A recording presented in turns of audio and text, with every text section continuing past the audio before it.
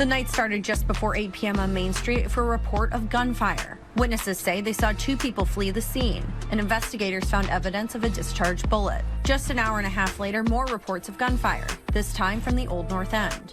When police arrived to the home on Decatur Street, they found 1 person dead and another seriously injured.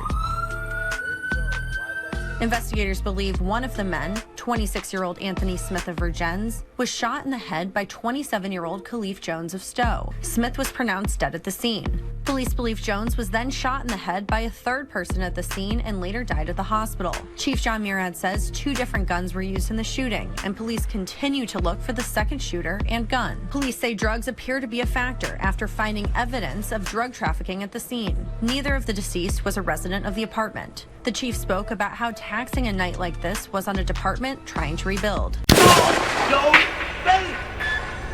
Show your face, please, with sugar on top!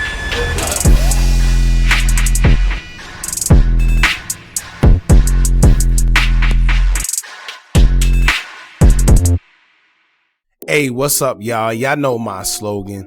I don't know it all, but I know what I've been through.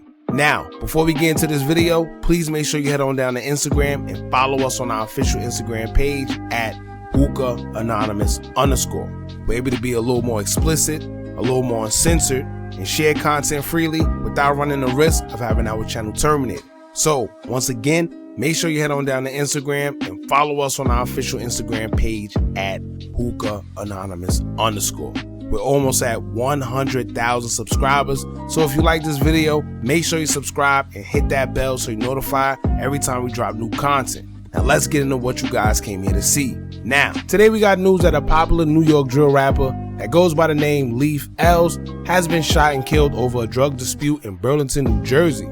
Now, news would break that Lzz Sh0t passed away earlier today, but no one knew the cause of his death until an article would come out explaining what happened to the Brooklyn drill artist, who's mostly known for songs such as Ops in the Air featuring 5-Yo Foreign, Legendary, No Twirl Zone, and Losses. Lzz Sh0t will also be into it with 26 AR, another Brooklyn rapper, and the whole 26 crew. And of course, as soon as news broke out that he passed away, 26 AR himself will waste no time in trolling the rapper. 26 AR would take to his Instagram story to post a pic of Lzz Sh0t and an associate with a sarcastic caption as he would say, quote, "Damn, you boys ain't did nothing to nobody. Rest in peace to both of you. Dove emoji at Lzz Sh0t." And it's crazy how people don't understand sarcasm, because I've seen people on social media really think that 26 AR was really showing his condolences in respect to the rapper. But if you know what's going on, you know that these guys are into it and have been prior to Lzz Sh0t's untimely demise. If you go on his page, he clearly lets it be known in his description that he's 26K top op. However, this had nothing to do with his ops, and in fact, according to news reports, this seemed to be over a drug deal going wrong out in Burlington, New Jersey. Now let's get into what the article had to say and then get into the details afterwards. But as for now, take this time to like this video and subscribe if you aren't already, so you can stay updated on the latest news within the entertainment industry. Now, according to reports, police responded to a house in Decatur Street in between Interval Avenue and North Union Street in Burlington Old North End on Sunday night. Burlington's police chief, John Murad, will explain that upon police's arrival after 9 p.m., they will find 26-year-old Anthony Smith Jr. along with 27-year-old Khalif Jones, aka Lzz Sh0t, both shot in the head. Pronounced dead on arrival while taken to Vermont Medical Center, where he would later succumb to his injuries. Authorities believe Lzz Sh0t shot Smith first in his head, and also believe that it was another unidentified suspect involved that shot Lzz in his head in return. Police haven't identified the suspect, nor do they have the second weapon that was used to fatally shoot Lzz. Police determined that the shooting was caused by a drug dispute, as police will find evidence of drug trafficking in the home where a large group of people was at as well during the incident. Ironically, shortly before the incident transpired, a little before 8 p.m., police responded to a gunfire call on 101 Main Street around the same area, and witnesses described seeing 2 men fleeing the scene with what they believed to be a firearm in their hand. No one was injured in that incident, but authorities do believe that it can be related to the fatal double homicide involving Lzz, although they are uncertain.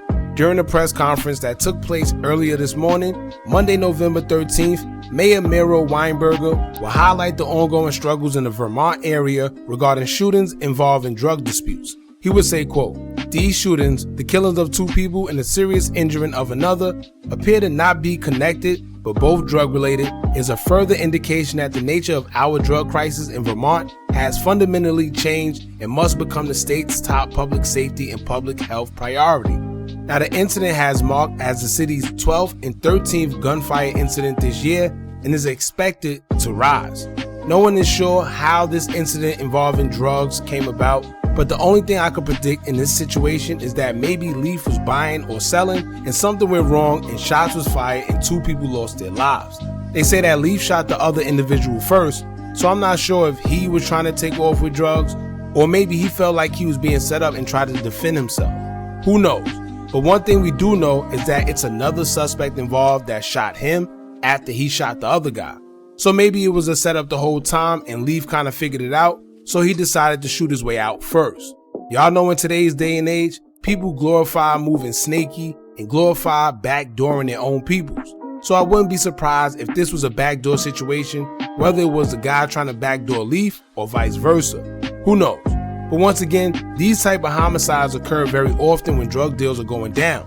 Usually it's due to someone trying to run off on the plug or the next man doing business however the other man is planning to rob him for the money instead of going through with good business. This is one of the things that originated the finesse phase of things when it comes down to the streets. However, it usually involves in someone either losing their life or having to look over their shoulder for something slimy that they did in the past.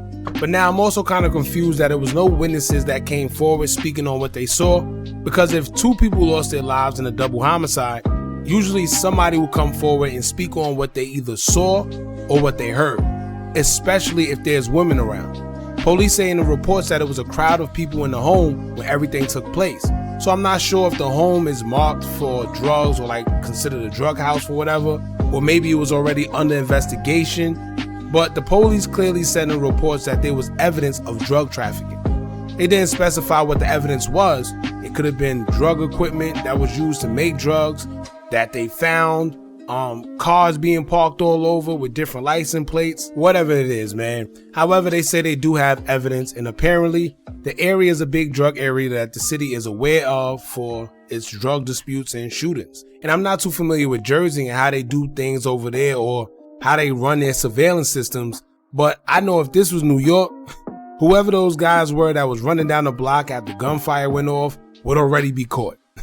You know, it's literally surveillance cameras everywhere, from the light poles, red light cameras, cell phone towers where they could ping your cell phones, surveillance footage from surrounding stores, the whole 9 yards, man. So I don't know if they'll be pursuing this case as hard, being that the whole situation, including the drug deal and the whole 9 yards. Maybe they're not taking it that serious because they feel that it was already a crime anyway. Who knows? But I hope they do the proper due diligence, because I'm actually intrigued and curious to know if maybe it was Leaf set up or maybe he was trying to do the setting up, being that he was the one that actually shot first. I don't know. Now, Leaf Lzz leaves behind a family as he had a son. My condolences go out to his family and his child as well. As of right now, that's the update on Leaf Lzz, and as more details emerge, we'll keep you guys updated on what's going on. Now, don't forget to like, comment, share, and subscribe. Hit that bell so you're notified every time we drop new content. And remember, as long as you keep on watching, I'm going to keep on dropping. And I'm out.